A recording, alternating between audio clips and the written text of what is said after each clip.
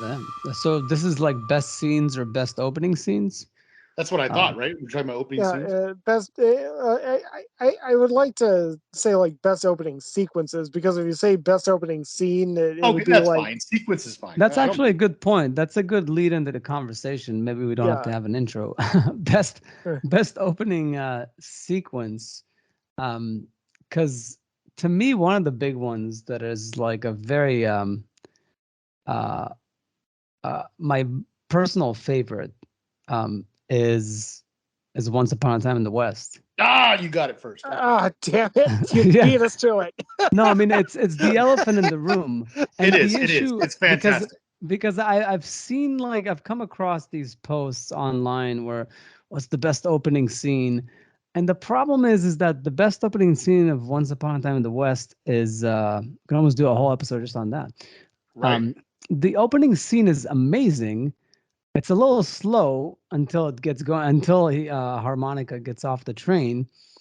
But the setup and the credits and all that's great, and then of course, like, once they have the showdown is great too, but then what follows it, uh if you combine that with the scene that follows, with the bada bang bang bang, like with the like the birds and everything, they're trying to hunt them, and then it leads into what probably is the greatest villain introduction in film history, Henry Fonda. That sequence, that 20 minutes, it's like 20 minutes or something. That's still fair. It's like that. If you put those two things together, I don't think anything comes close. If you just go with the credit scene and the showdown, that's still amazing. But it's to me, it's the combination of those two that really is just hasn't been matched. Yeah, and the just that line of, well, now that you mentioned my name, or now that you called me, or now that you've said my name, just over whether or not to kill the kid. It's like, oh, fuck, okay, it's just punctuated so well. Yeah. uh, no, no, that is masterclass filmmaking, and that's also why I mean, I don't know if I'm really in the minority on this, but I know that for a lot of years I've been saying that Once Upon a Time in the West is actually my favorite Sergio Leone film, even above uh, The Good, the Bad, and the Ugly. I Well, but that's a good lead in, because and maybe we can hop movies this way. But okay. to me, like Once Upon a Time in the West, like that opening, it borderline reminds me of and this is another one, like all-time great sequence, is it's almost too good in the way that the Saving Private Ryan opening Mm. sequences, where the Mm. like you're like, where we have nowhere to go. It's like, like it's there's a bit of a dip for the rest of the movie. But I feel like in there's definitely a few other great sequences in Once Upon a Time in the West. It's not as problematic as Saving Private Ryan, and even Saving Private Ryan has a few battles later on that do well.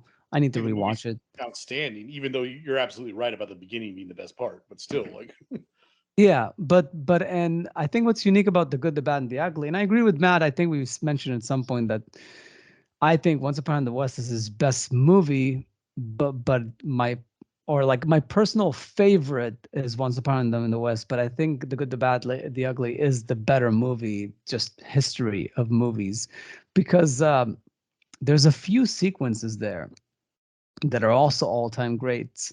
Aside from all the sequences with the shooting of the rope and saving him. There's the scene in the cemetery when Eli Wallach is running around trying to Mhm. find the grave, with the music and the ecstasy blurriness, of gold. the ecstasy of gold. Mhm. Oh my God, that's orgasmic. That scene is like whenever that song comes on my phone, I have to listen to it, the whole thing. And of course the movie is running in my head. It's like Yeah. every time I walk in a grocery store and I'm trying to find something, but you can't find it. It's like I start I start walking around Okay, and that music you is in just my made that a lot funnier than it was a few minutes yeah. ago. Yeah, like I just have that music in my head. And I'm like walking around and like I'm just all blurry, all these like colorful products that I can't find what I'm looking for. And I actually had an idea for like a short that I wanted to do in film school, like something about like somebody looking something in the supermarket, and it was all like Sergio Leone style. But in any case, yeah, and not only that, that's not the best part. The probably the most iconic one is the ending, which is where you want your best scene to be. Is I Mhm. don't think there's ever been a better shootout scene than the end of The Good, the Bad, and the Ugly. It's a pretty great little Mhm. I duel. mean, like when they put that rock on the ground, that song, you need to like watch that thing. It's like 7 minutes. That song is really long and nothing happens. All it is just like putting a rock and then like stepping back, the cuts, the this, the that. Like it's amazing. It just shows the power of filmmaking, of editing choices, pacing, shot selection. I mean, it's really that's what's special like uh, about The Good, the Bad, and the Ugly. That it's sort of like in the Tarantino way, is that maybe as a whole, it's not as cohesive as a story, but every scene is a home run, and some of them are just all-time greats. Mhm. And Tarantino definitely is a descendant of Sergio Leone. That's like the best part about it. Most of his movies. I think Pulp Fiction is where he really Pulp Fiction is sort of like his Once Upon a Time in the West, where like you really just like was firing on all cylinders. But most of his Yeah. movies after that are just great sequences. But the whole is not as it doesn't hold together amazingly. It's just that he just really knows how to put a sequence together. Like the one I can think of, like my favorite probably is the one in the basement and the Inglorious Yeah, I was Bastards. gonna say that that one is in a way Mhm. almost better than what it's an homage to, or what it's taking from. Yeah, the tense, like the tension and stuff. But I will say, like, he doesn't and then of course the opening scene with the milk and everything. But it's what Sergio Leone did with visuals, Tarantino does with dialogue. That's why I feel like Sergio Leone was the superior one as far as but Tarantino has great dialogue. He's Yeah. doing his own thing. So I respect that. Mhm. Okay, Yeah. so since you already took Once Upon a Time in the West from me, I'm going to go for Minority Report Mm, yeah. in terms of an opening sequence, and I think I can defend. Well, I don't think I have to defend that it's a good opening sequence. I mean, you're already setting up. Okay, you're starting off the movie with fairly abstract, kind of blurred images. It's very subjective. You're seeing the future the way that we're supposed to see the future for the rest of the movie. You're already setting up the world right away, first frame, and you're witnessing a murder in you're you're witnessing a future murder in a way that is projected as a memory, and it's done so visually without anybody telling you what's going on until later on. And you there is so much packed into the sequence that okay, you're moving into that, and you just get baseline information. Okay, this is pre-crime. What 2059? Jesus, I've seen this movie once a year, every year for the last 20 years, and I still don't remember if it's 2059. How dare you? Fair. Fair. Chief John Anderton is walking through pre-crime. The ball drops. Okay, you've got the perpetrator, you got the victim. You don't have the location. They're trying to find the location. You're going through every aspect of what these guys do every day. That there's that there's an imminent murder about to happen. You're getting every bit of information that you need for the rest of the movie. And the amazing thing is at the end of the sequence, through all that tension, through all that build up, through I mean, really non-linear storytelling. They're actually telling you what's going to happen in the future while they're telling you what's happening in the present, leading up to the future, and it converges, and it actually makes an argument for pre-crime in a movie that's all going to actually culminate into whether or not this is the right thing. Like, you have to have that opening sequence in your brain the entire time. Like, a murder was stopped in like mid thrust of the scissors. Like, it was stopped right there. If Tom Cruise did not intervene, this person would have been dead. There is no question. Pre-crime worked. It showed pre-crime working. And then the rest of the movie is deconstructing pre-crime and whether or not it's ethically okay. And of course, the actual filmmaking that went into that opening sequence was masterful. It's Steven Spielberg, it's Janusz Kaminski, it's John Williams, it's whoever the fuck the editor was. It all works in every way, shape, and form. It's all built perfectly, but it also builds the rest of the movie. It sets up the rest of the movie, and you also know everything that you need to know on a baseline in a science fiction story to move along with the story, with the characters, with a minimal amount of here, let's sit down and actually explain to you what the technology is doing or something. I think that's one of the kind of like key things to think about sometimes is like a lot of opening scenes, and this could be true for any scene really, but I think it's especially apparent in opening scenes is that they may not be the ones that stick in your mind as like the most memorable, the most flashy, the most amazing, but when a filmmaker can dump a ton of useful information about characters, story, setting, all that stuff, and make it feel like you're not sitting there watching exposition in an opening scene. That's like really clutch. Well, also Michael Kahn was the editor, which did most of Spielberg's movies. But in any case, but yeah, and another good point I was going to mention about opening scenes is that opening scenes are famous, most of them, a lot of them, in essentially telling the story of the movie in a nutshell.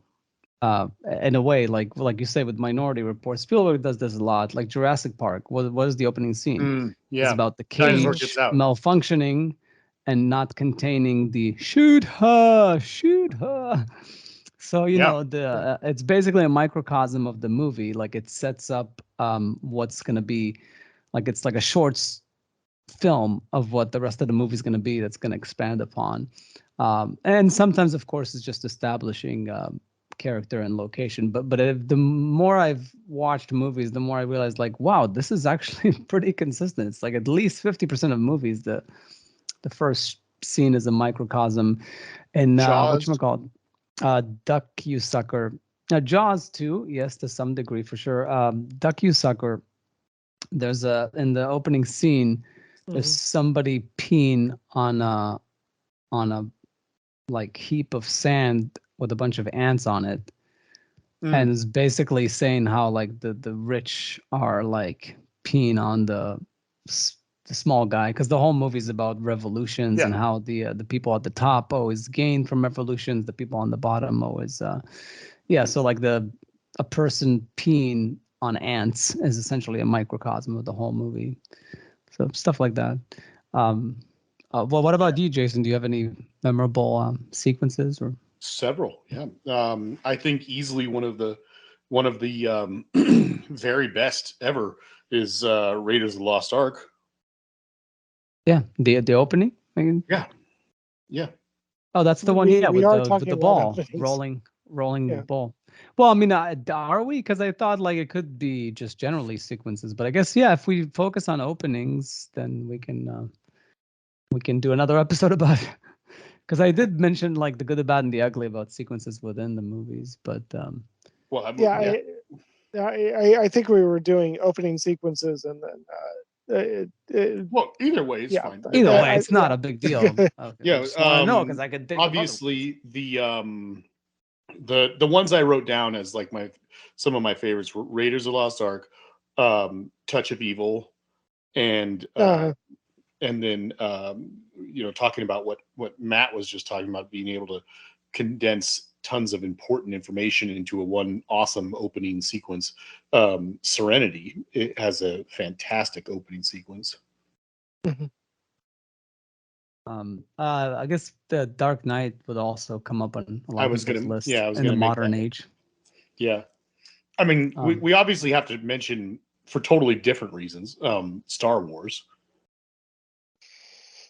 yeah, that's true. The first one. Yeah, I mean, you have the ship flying overhead and all that stuff like that. Yeah, no, that's definitely a big one. So Um, we're focusing on Up. opening. I'm trying to think. Up is definitely a big one for sure. That's Yep. very memorable. I mean, it's like you could cut yeah, after Up, and it's like a short film right there. yeah, Yeah, yeah. I mean that could have just been one of those short films that Disney puts in front of all their movies at this point. I mean, they're So yeah, good. yeah, yeah. That just ripped my heart out. Um, If we're going to talk about opening scenes, though, even though many of them are not great, um, you know, the James Bond films all have an opening scene, and I would say that Casino Royale and GoldenEye are both very good. oh yeah, I mean Casino Royale with the whole black and white Yeah. uh, Well, and if you want to sequence count of it as a sequence, you could even say all that whole first opening thing. That it's pretty long, but it's good. I think that Casino Royale, you might actually want to. We might actually want to focus on that black and white sequence. Sure. Yeah, at the very beginning, not only as uh, just an opening sequence for a movie, but as an opening sequence for we're doing something different now. Yeah. As You a know, statement. like just letting you know. I mean, the last Pierce Brosnan movie came out. We're aware of the entire history of Bond. This is a new Bond movie. This is dark as fuck. It's grainy. It's black and white. And you're just going to watch Bond slam a guy's face through a bathroom sink and break the sink. And uh and then murder a guy.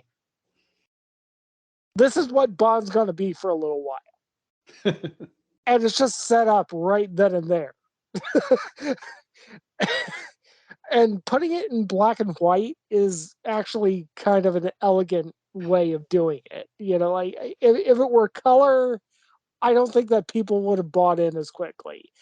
Black and white, you're not used to seeing it. I think it was the right choice. Yeah, it was totally the right choice. It like grainy, gritty, grimy, visceral, um, bang, bang, bang. Yeah. I was going to make a joke when we first started talking about opening scenes and opening sequences, because I was going to say, like, I don't know if we were talking about just scenes or sequences or just opening shots. But I was gonna say, like, I think the opening shot in 1917 is outstanding. Opening shot. Yeah, it's the whole thing. I mean, it's technically not the whole thing, but Well, even if it's only the first half, it's still it an cuts to, like, outstanding. halfway. Yeah. It's still a pretty outstanding shot. I actually was going to bring up Boogie Nights though. Oh, I Yeah, can't remember Boogie Nights what's is the opening definitely a on that. I big can't one. remember. Well, it's like the tracking shot, the Oh Yeah. yeah. I remember now. Yeah, the that's not tracking, but just like the Steadicam shot. yeah. Yeah, Yeah, coming the- off the crane and into the club, and Mm-hmm. Introduces you to like 90% of the characters in the entire movie and Yeah. does it in yeah, like very what daring. 6 minutes. Although I will say, as far as PTA, I think There Will Be Blood, the opening sequence to that one, is probably my favorite modern Where he's opening mining? sequence. Yeah. Yeah, like it's Hmm. it's like 10, 15 minutes before there's a line of dialogue. And again, the microcosm of the movie is this guy like chiseling away in the middle of nowhere with nobody around, chiseling at the American dream, basically. And you know, falls down, breaks his leg, and finds a way to get out or something. It's about him, like, being in the, metaphorically, and the depths of, like, despair, but climbing his way up to success, like to live, to succeed. That scene is basically the whole movie. Like that sequence, it's really something special, and I think to some degree underrated, because it's very understated. um Sure. the Yeah, Go I ahead. think There Will Be Blood is still strangely underrated. Just What? as I don't know, we're more than a decade after its release. I just don't think that people are. I don't think that it's met with the same reverence that it should be. Hmm. But I mean, I still feel that way about No Country for Old Men, which came out the same year. I still Yeah. feel that way about a lot of movies, but uh, yeah, that sequence at a visceral level, you should be able to just watch that scene, especially if you're in the cinema, and watch Daniel Day-Lewis, watch the images on the screen, and listen to the music, and your stomach should be doing something to you. I mean, it's not even about your brain. It's just you should be feeling something that whole time. Your shoulders should be tensing up. Like you should be shifting. You should.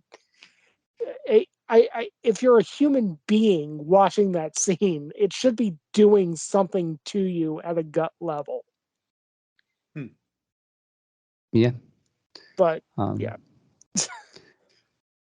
yeah, a few other ones, like Drive is one that I can think of that had a very tense opening scene.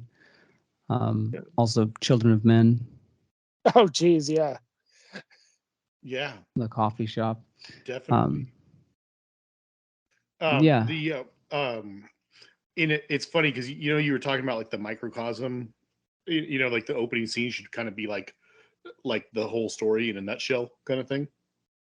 Mhm. Um, a very misleading opening scene, but a very very good one. Is Scream. Yeah, it came Like up on some of these lists it as sets one of you the. up I as barely like remember it, but what? Oh I man, it's so just good. I it, remember it being inadequate. I'm just not a big horror fan, but yeah. you remember the last really good movie that Shane Black made, The Nice Guys, the one with Russell Oh, Crowe and Ryan Gosling. He got like this like long scene of the kid, this kid who's not even a character in the movie, but he's like stealing a porno mag from his dad, and it's all in one shot, you know, and he's going in the middle of the night to this thing, and then a car, he's looking at the porno mag and the girl on it, and the car smashes through his entire house in this epic, you know, destructive car crash. And he goes to check on the car crash, and it's like, you know, it's the girl from the magazine he's holding in his hand, and she's been flung out of the car, and she's naked on a rock, posed in the exact same pose that she is in the in the magazine. And like, and then she starts saying things that are like relevant to the story before she dies. And it's just like a outrageous scene. No, it's definitely these pop up again and again. I mean, you know, some lists also bring up 2001, The Dawn of Men, the whole thing with of course. but that's a very long sequence. But I guess that's true, because the Once Upon a Time in the West, if you take those two scenes together, we said like 10-20 minutes. So yeah, I guess it sort of works, for sure. Yeah, I think the only reason why people like the three of us wouldn't bring The Dawn of Man up, you know, from 2001 is that it's too obvious. Well, I know, definitely. I mean, you know what I was gonna say is just the opening music with the planets and stuff. Like, just that alone to me is one of the greatest. It's so audacious. Like, it's just like, I've got balls. You know, like that whole, like, I'm gonna like put this bombastic music, and then I'm gonna live up to it. Like, I'm basically challenging myself to tell you this is gonna be a monumental movie. Like, you need to have some serious balls, you know, to put that kind of music and say, like, you know, and then like spend the next 2.5 hours living up to that. You know, it's just yeah. I guess the Pulp Fiction, the robbery, the diner. I thought about that. That's so.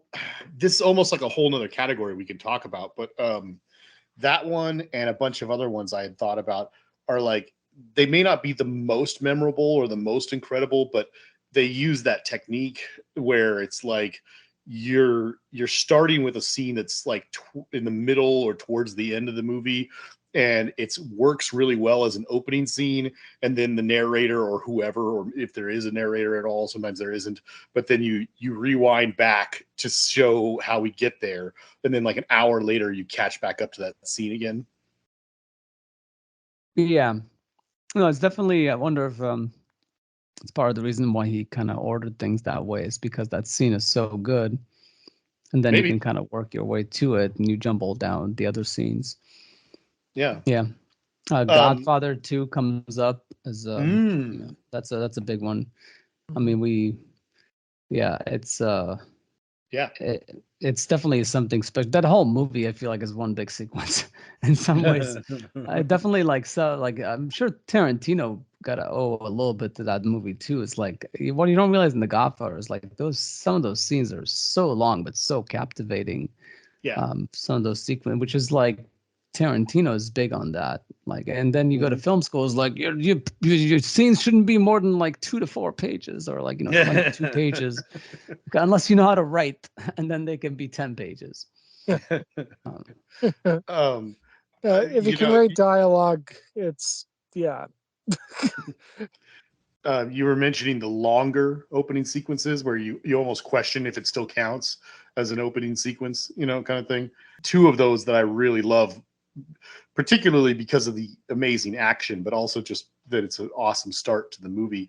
But John Carpenter's Vampires and True Lies both have outstanding opening sequences.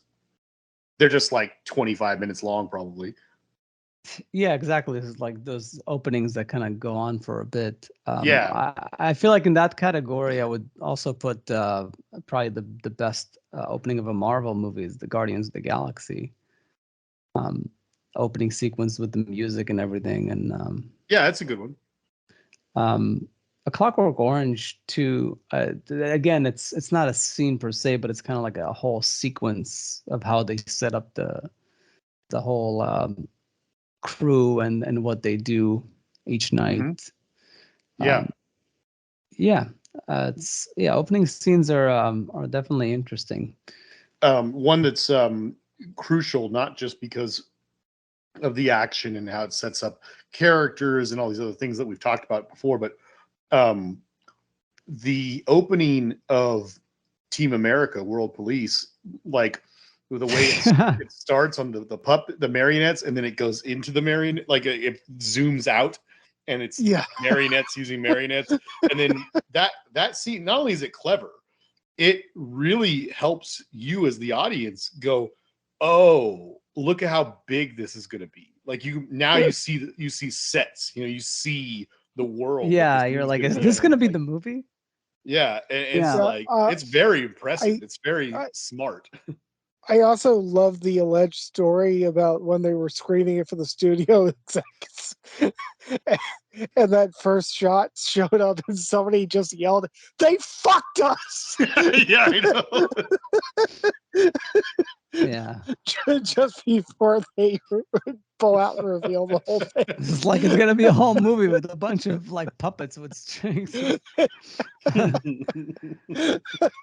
Yeah, that movie is quite special for sure. If you want to talk underrated movies, I mean, I don't know if it's underrated, but like that no, movie. I think it is. I think it is. Like it's very, very special. Oh, it's so good.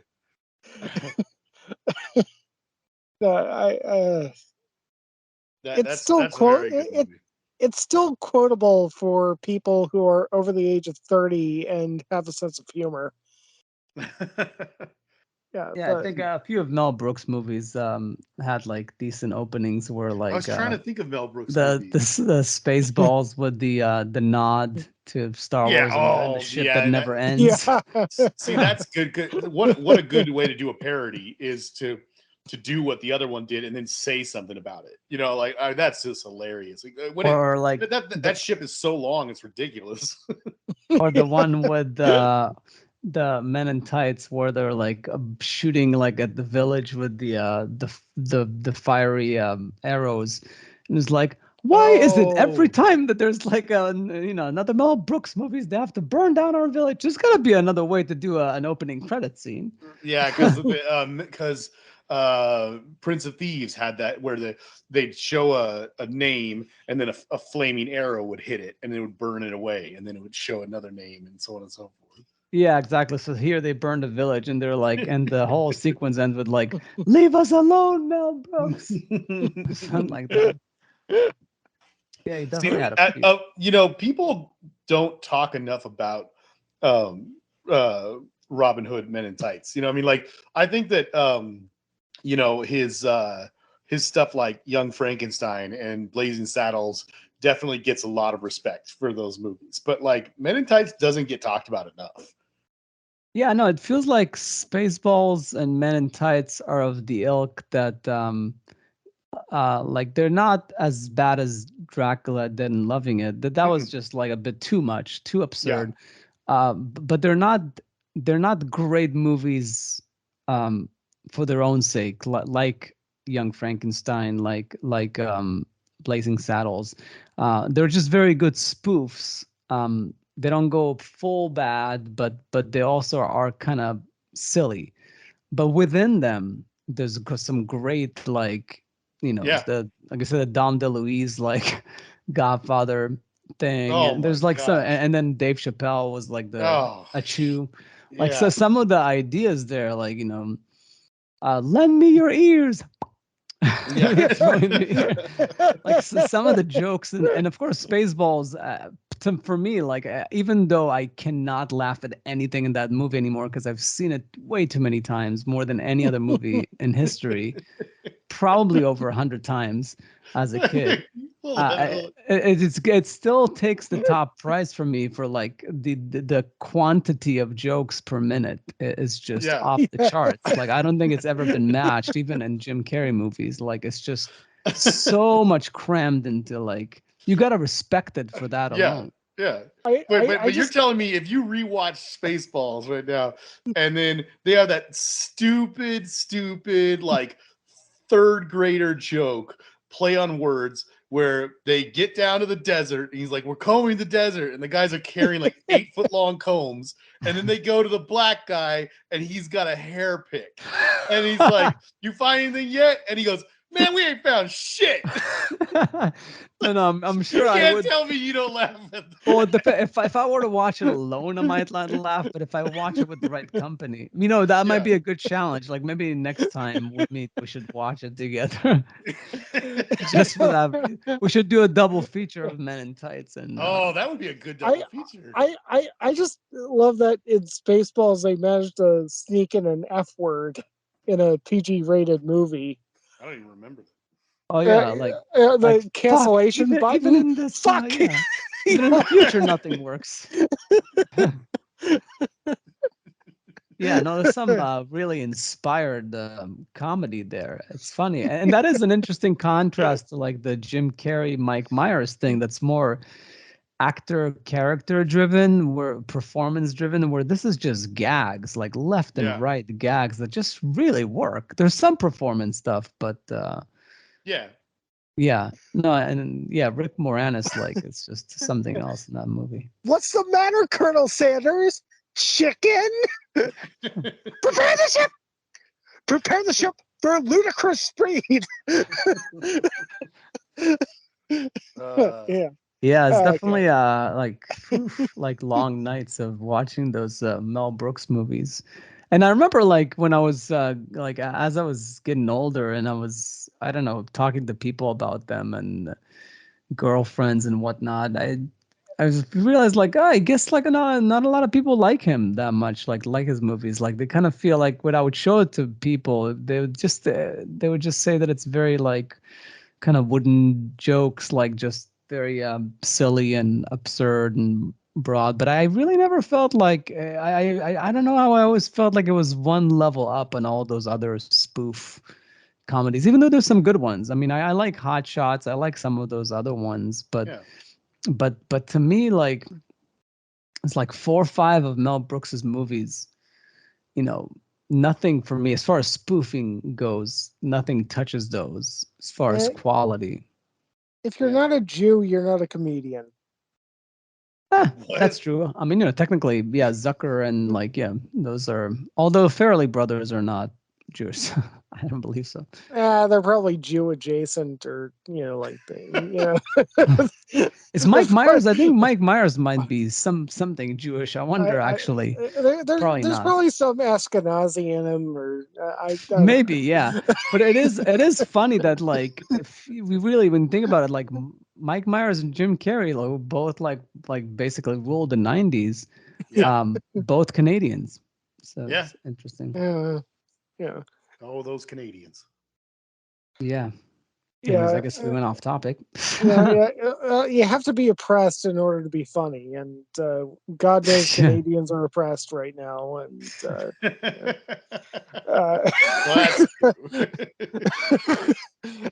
the Jews have always been oppressed. They're funny. Black people have been oppressed. They're funny. Canadians are oppressed. They're funny. White cisgender straight Americans are not oppressed. We're not funny. Louis C.K. is very funny. Oh yeah. Dumb and Dumber for a comedy has a pretty good opening sequence too. Oh yeah. Something with the I think it's the airport and stuff. And there's that, and I guess you don't really meet Harry until after all that sequence is done, huh? Yeah, he's got like a whole sequence there. The furry dog, the dog car and everything, that all comes along. Dog car. Yeah.